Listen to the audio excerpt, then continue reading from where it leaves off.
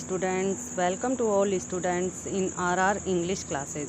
तो students, class 12th के लिए हमारी जो फर्स्ट बुक चल रही थी रेनबो, उसका हम 9th चैप्टर रीड करा रहे थे, जिसका टाइटल था a walk through the fire. उसमें हमने आपको कुछ पार्ट तो इसका रीड करा दिया था, जिसमें हमने आपको बताया था कि इसका जो लेखक है वो ब्रिटिश आर्मी का एक अधिकारी होता है और उसको अचानक जब वो अपने कैंप में वापस लौटता है तो रास्ते में एक वृद्ध व्यक्ति यानी एक वृद्ध इंडियन व्यक्ति मिलता है जो खून से लथपथ होता है। जब वह उससे पूछता है कि उसकी ये हालत किसने की, तो वो बताता है कि 2 आंग्ल इंडियन लोगों ने उसकी ये हालत की। फिर उसके बाद वह उसे अपनी ट्रक में शरण देता है और उससे सारी बातें पूछता है कि उनको कहाँ जाना है। तो वह कहता है कि मुझे फिरोजगुड़ा की तरफ जाना है, तो वह उसे फिरोजगुड़ा छोड़ देता है। और जब लेखक वापस अपने कैंप में पहुंचता है तो वहाँ पे एक प्रोफेसर होता है जो देखने में तो ज़्यादा मजबूत नहीं लगता, लेकिन जब उसके करतबों को देखा जाता है तो जो लेखक है वह भी अपने दांतों तले उंगली दबा लेता है। तो अब वो जो प्रोफेसर राव हैं, यानी कि जो करतब दिखाने वाले हैं, वो किस प्रकार से अपने करतब दिखाते हैं और किस प्रकार से लेखक आश्चर्यचकित होते हैं, ये अब आज हम रीड करने वाले हैं। तो स्टूडेंट्स देखिए, it was truly an amazing performance. वास्तव में यह एक आश्चर्यजनक प्रस्तुति थी। व्हेन वी अराइव्ड, जब हम वहाँ पहुँचे, the professor who looked nothing like a strong man, जो ज़्यादा मजबूत व्यक्ति दिखाई नहीं देते थे, had just called for 12 volunteers, उनके लिए 12 स्वयं सेवकों को बुलाया गया। वॉलंटियर्स यानी होता है स्वयं सेवक। 12 स्वयं सेवकों को बुलाया गया फ्रॉम द ऑडियंस, दर्शकों में से, whose task it was to bend an iron bar around his neck, जिसका टास्क था कि उसकी गर्दन के चारों तरफ एक लोहे की छड़ को मोड़ा जाएगा। The iron bar provided from the camp store, वह लोहे की छड़ जो शिविर का स्टोर रूम था वहाँ से, यानी कि जो कबाड़ खाना था वहाँ से उपलब्ध कराई गई थी। अबाउट 12 फीट लॉन्ग, वह रॉड लगभग 12 फीट लंबी थी। And the professor held it horizontally with the middle of it, और प्रोफेसर ने उस रोड को बीच में से बिल्कुल, हॉरिजेंटली का मतलब होता है क्षितिज में, यानी कि जैसे ये जो उसकी रोड थी हॉरिजेंटली, यानी कि ये जैसे रोड हो गई सीधी पड़ी हुई। मान लो हमने कहा ये रोड हो गई जो सीधी पड़ी हुई है, और प्रोफेसर ने उसे बीच में से पकड़ लिया। With the middle of it, बीच में से पकड़ लिया। प्रेस्ड अगेंस्ट हिज थ्रोट, और उसे अपने गले के, यानी कि ये उसका गला हो गया, उसके गले के दोनों साइड मोड़ दिया। He then arrange the volunteers 6 on either side of him, इसके बाद उसने वो जो 12 स्वयंसेवक थे उनमें से 6 उस रोड के दोनों साइड, यानी उसकी गर्दन के दोनों साइड 6 खड़े कर दिए। On the professors signal, professor के आदेश पर, द वॉलंटियर्स स्वयं सेवक बिगेन टू पुश, उसे धक्का देने लगे, यानी दोनों तरफ से उस रॉड को धक्का देने लगे। विद ऑल देयर माइट का मतलब है शक्ति के साथ, अपनी पूरी शक्ति के साथ। एंड द आयरन बार, और वह लोहे की छड़, वाज बेंट, मुड़ गई, into a U shape around his neck, उस नेक के चारों तरफ यू शेप में। जैसे कि मान लो हमने ये उसकी नेक हो गई, जैसे माना ये जो प्रोफेसर था उसकी ये गर्दन हो गई, और उस गर्दन में ये जो रोड थी ये यू शेप में यूँ मोड़ दी गई, और दोनों तरफ 6 वॉलंटियर खड़े कर दिए गए, ये 6 इधर और 6 इधर। तो इस प्रकार से उस रोड को मोड़ते मोड़ते बिल्कुल यू शेप में कर दिया गया। तो देखिए आगे क्या हुआ। अदर फीट्स फॉलोड, अन्य कुछ करतब भी दिखाए गए। But the professors closing act, लेकिन प्रोफेसर का जो अंतिम कार्य था वाज अनफॉरगेटेबल। अनफॉरगेटेबल का मतलब होता है अविस्मरणीय, वह बिल्कुल अविस्मरणीय था।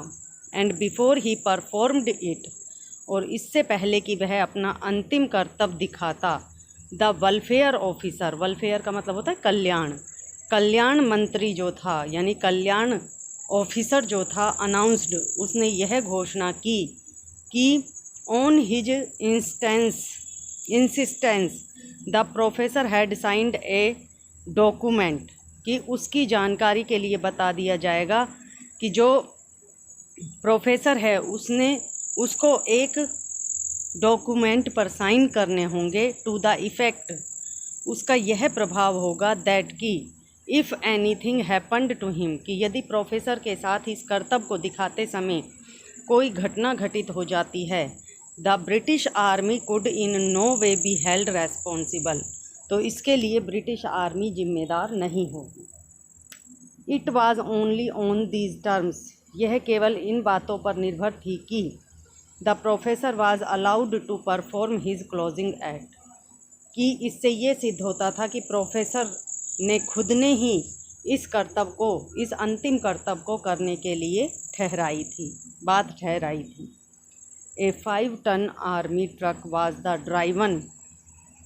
Then driven into the centre of the circle. इसके बाद क्या हुआ कि एक 5 टन का जो आर्मी ट्रक था वो वहाँ पर चलाकर लाया गया, इनटू द सेंटर, बिल्कुल केंद्रीय जगह पर, ऑफ द सर्किल, उस सर्किल के केंद्रीय जगह पर लाया गया, फॉर्म्ड बाय द ऑडियंस, जो ऑडियंस के द्वारा बनाई गई थी, उस जगह पर लाया गया वो ट्रक। जैसे मान लो हमने कहा कि ये ऑडियंस हैं जो चारों तरफ बैठे हुए हैं और इसका केंद्र बिंदु ये है, तो यहाँ पर उस ट्रक को लाया गया, मान लिया यह ट्रक है, उसको यहाँ पर लाकर खड़ा कर दिया गया इधर। Which was the only stage the professor used, यही एकमात्र ऐसा मंच था जिसका प्रोफेसर ने उपयोग किया। ही lay down under the truck, वह उस ट्रक के नीचे की साइड लेट गया, सो दैट, इसलिए कि हिज चेस्ट, उसका सीना, वाज इन लाइन, बिल्कुल कतारबद्ध हो, with one of the rear wheels, rear का मतलब होता है पिछला पहिया, बिल्कुल सीध में हो, ऑफ द रियर व्हील्स, उस ट्रक के पिछले पहियों के सीध में हो, and an old railway sleeper, और एक पुराना रेलवे का जो तख्ता था, was placed alongside his chest, वह बिल्कुल उसकी चेस्ट के बीचों बीच रख दिया गया, to form a crude ramp up, ताकि वहाँ एक ढलान बन जाए, which the truck could be driven, जिस पर से कि एक जो ट्रक है वह निकल सके। जैसे मान लिया हमने कहा कि जो प्रोफेसर था वो ऐसे लेटा हुआ था, ठीक है, उसका सीना यहाँ पे था, यहाँ पे एक तख्ता लगा दिया गया, रेलवे तख्ता। अब ये जो रेलवे तख्ता था ये बीच में से बिल्कुल मतलब खाली नहीं था, भरा हुआ था, मतलब प्लेन था, और यहाँ से वह ट्रक जा रहा है, यहाँ से वो ट्रक जाता है और जाकर ये ढलान बनाकर ये ट्रक यहाँ पे आ जाता है। यानी कहने का मतलब ये है कि उसके सीने को पार करके वो ट्रक निकलना था। The truck was then driven quickly forward, इसके बाद उस ट्रक को आगे बढ़ने के लिए धक्का लगाया गया, सो दैट, इसलिए कि the rear wheel went up the railway sleeper, ताकि वह जो पिछले पहिया था, ट्रक के जो पिछले पहिए थे वो उस रेलवे तख्ते पर से होकर निकले, and across the professor's chest, और वो प्रोफेसर के सीने को पार कर ले। As simple and as crude as that, यह कार्य जितना साधारण था उतना ही संतुलित नहीं था। The back of the truck, और जो उस ट्रक का पिछवाड़ा था, इंसिडेंटली, घटनावश, contained as many men as could possibly crowd into it, उसमें इतने लोग भरे हुए थे जितने कि उसमें आ सकते थे। अब क्या होता है, there was another Indian with the professor, वहाँ प्रोफेसर के साथ एक अन्य भारतीय और था, एंड हिज ट्रूप, और उसका दल था, who took no part in the strong man acts, जिसने उस मजबूत व्यक्ति के किसी भी कार्य में भाग नहीं लिया था, बल्कि spend the entire time digging A shallow trench, एक छोटा सा उथला सा गड्ढा खोदने में उसने अपना सारा समय निकाल दिया था। अबाउट 10 फीट, और वह गड्ढा लगभग 10 फीट लंबा था, एंड 2 और 3 फीट वाइड, और लगभग 2 या 3 फीट चौड़ा था। बाय द टाइम, इसी समय, the professor had finished his act, professor ने अपना कार्य समाप्त कर लिया था। This trench had been filled with red hot coals, यह जो गड्ढा था वह लाल चमकते हुए कोयलों से भरा गया था। द कुक हाउस, और ये कोयले रसोई घर में से लाए गए थे। There was no funny business, यह कोई मजाकिया व्यवसाय नहीं था। About this fire trench either, इस आग के गड्ढे को पार करना कोई मजाकिया काम नहीं था। वी गैदर्ड अराउंड इट, हम सभी उस गड्ढे के चारों तरफ इकट्ठे हो गए। And the heat from it was intense, और उसमें से बहुत ज़्यादा हीट आ रही थी, गर्मी आ रही थी। This Indian rather an elderly gentleman, यह भारतीय और कोई नहीं था, एक वृद्ध सज्जन व्यक्ति था। Then stood at one end of the trench, वह जल्दी से उस गड्ढे के एक कोने पर खड़ा हो गया। Splashed water from a nearby bucket, उसने पास ही में रखी एक बाल्टी का पानी बिखेरा। ओवर हिज बेयर फीट, अपने नंगे पैरों पर। एंड देन, और फिर, proceeded to walk over the red hot coals, वह उन लाल चमकते हुए गर्म कोयलों पर चलने की प्रक्रिया करने लगा। Along the whole length of the trench, उस पूरे गड्ढे की लंबाई में। It was an incredible spectacle, वास्तव में यह एक अविश्वसनीय दृश्य था।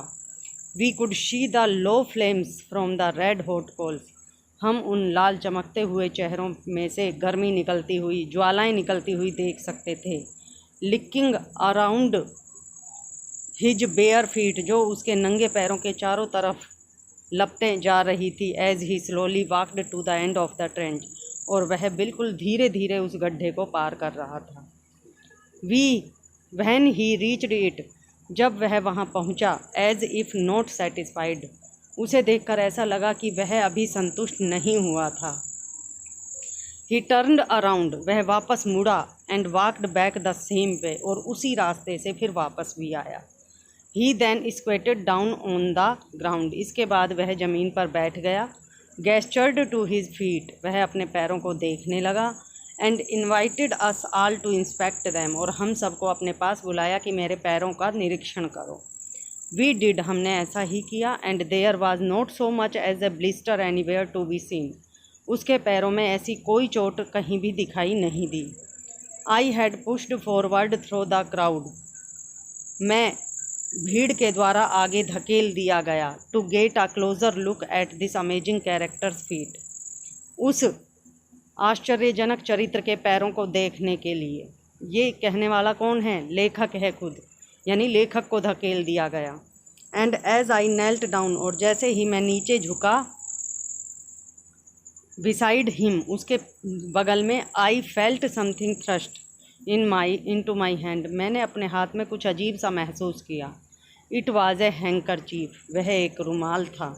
And it was then that I recognised him, और इसके बाद मैंने उस व्यक्ति को पहचाना कि वह व्यक्ति कोई और नहीं था, बल्कि वह व्यक्ति वही वृद्ध व्यक्ति था जिसकी मैंने सड़क पर खून से लथपथ पड़े हुए की सहायता की थी। He had looked at me once, उसने एक बार फिर मेरी तरफ देखा, ब्रीफली, बहुत ही ध्यान से। As he passed the handkerchief to me, जब उसने अपना रुमाल मुझे पकड़ाया। But when I went to speak to him, लेकिन जब मैं उससे बोलने वाला ही था, ही लुक्ड अवे अगेन, उसने फिर दोबारा से देखा। So I kept my mouth shut, इसलिए मैंने अपना मुंह बंद कर लिया।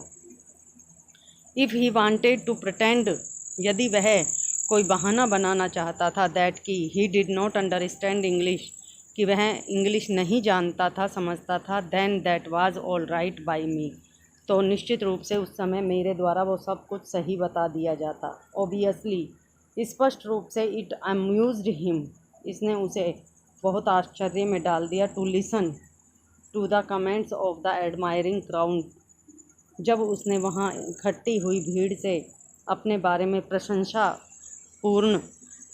प्रशंसापूर्ण ताने सुने। गैदर्ड अराउंड हिम, जो उसके चारों तरफ थी। The professor had by now recovered from his encounter, जो प्रोफेसर था अब अपने उस अंतिम कार्य से लगभग ठीक हो चुका था। विद द 5 टन ट्रक, जो उसके ऊपर से 5 टन का ट्रक गुजरा था उससे। And he came over to say in हैटिंग English, और वह अंग्रेजी में कुछ कहने ही वाला था। दैट की the fire walker would take a volunteer with him, कि जो फायर वाकर है, आग पर चलने वाला है, वह अपने साथ एक स्वयंसेवक को ले जाएगा। अक्रॉस द फायर ट्रेंच, इस आग के गड्ढे को पार करते समय। दिस ऑफ कोर्स, यह निश्चित रूप से प्रोड्यूस्ड अ बिग लाफ, इससे बहुत बड़ी हंसी आ गई। But I did not join in, लेकिन उस हंसी में मैं शामिल नहीं हुआ। आई न्यू, मैं जानता था। देन दैट, तब यह कि I was going across the fire trench, कि मैं ही उस आग के गड्ढे को पार करने वाला था। Aldous the very thought of it made me go ice cold with fear, यद्यपि यह डर मुझे ऐसे लगा जैसे ठंडी बर्फ़ का डर मेरे ऊपर चढ़ा हो। तो स्टूडेंट्स, आज के लिए ये चैप्टर इतना ही। रेस्ट जो इसका पार्ट है वो हम आपको नेक्स्ट वीडियो में रीड कराएंगे। तब तक के लिए थैंक्स।